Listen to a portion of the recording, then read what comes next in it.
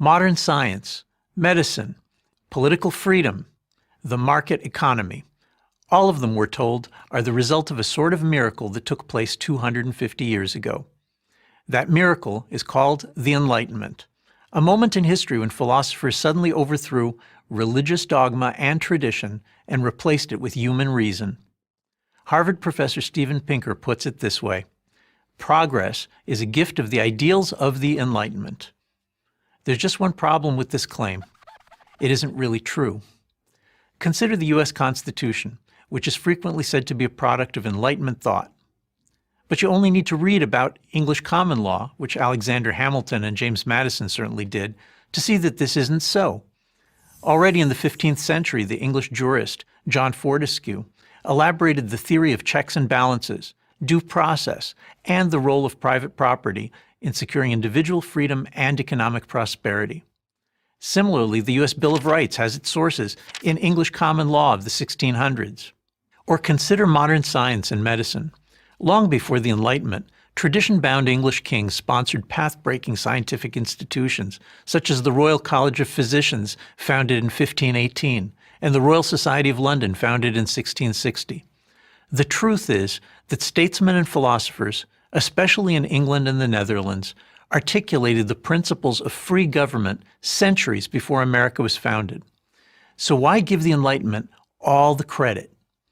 Apparently, because it doesn't look good to admit that the best and most important parts of modernity were given to us by individuals who nearly all held conservative religious and political beliefs.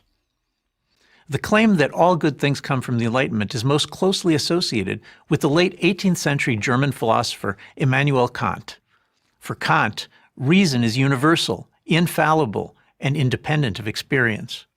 His extraordinarily dogmatic philosophy insisted that there can be only one correct answer to every question in science, morality, and politics, and that to reach the one correct answer, mankind had to free itself from the chains of the past, that is, from history, tradition, and experience.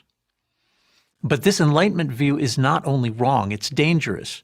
Human reason, when cut loose from the constraints imposed by history, tradition, and experience, produces a lot of crazy notions.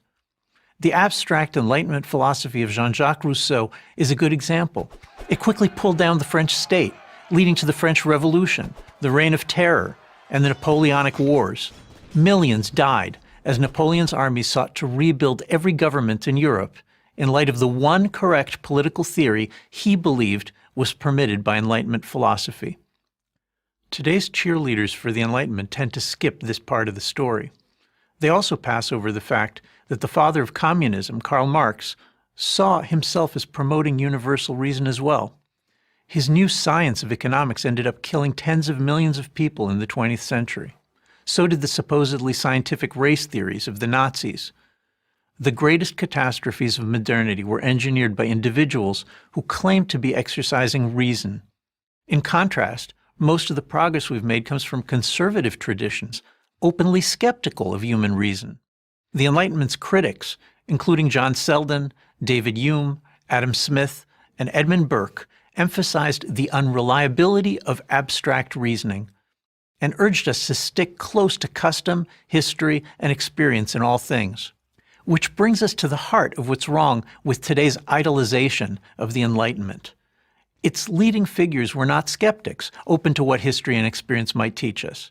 Their aim was to create their own system of supposedly infallible truths independent of experience. And in that pursuit, they were as rigid as the most dogmatic medievals. Anglo-Scottish conservatives had a very different goal. They defended national and religious tradition, even as they cultivated what they called a moderate skepticism, a combination that became known as common sense.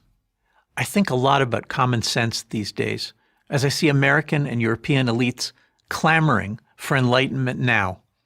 They rush to embrace every fashionable new ism, socialism, feminism, environmentalism, and so on, declaring them to be universal certainties and the only politically correct way of thinking.